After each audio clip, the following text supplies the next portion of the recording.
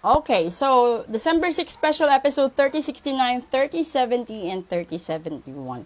Ito yung paborito kung tanongin. Ano ba yung mga ugali, no? Yung mga problema nyo bawat isa na naging sanhi. Kasi ito yung pinakamaano ng marites, yung mata ng mga baraha.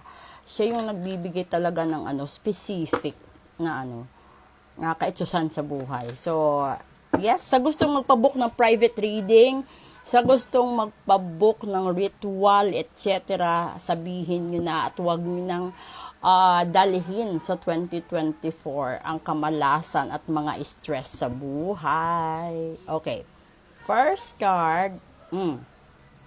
Hala, lagot kayo. Friday, kamatayan. Bakit ganun? Pangalawa. Ay, away. And pangatlo, ano ba yan? Diyos, kung yung isa, okay lang.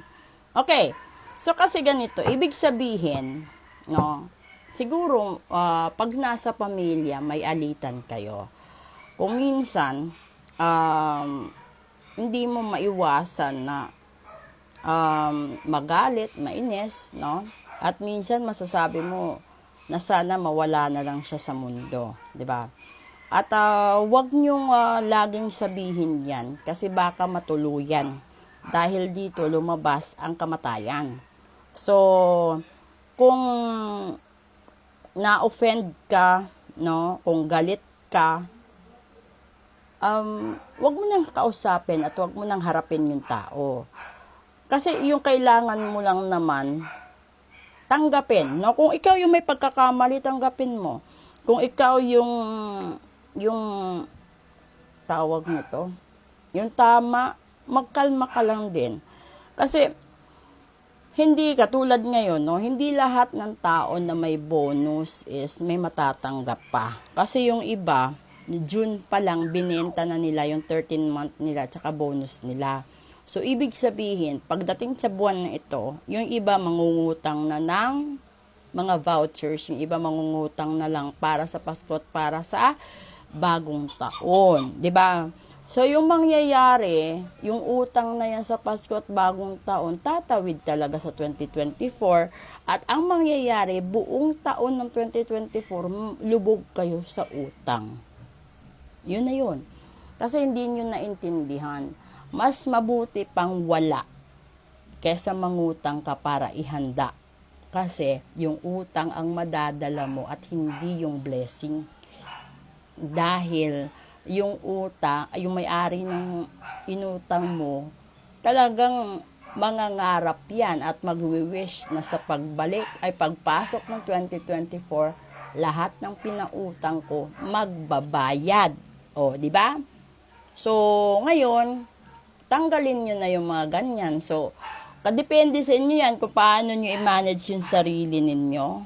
Pero kung nang mangungutang lang din kayo para ipagmayabang sa iba, wag na kasi malulubog kayo sa sobrang problema, stress, anxiety, depression.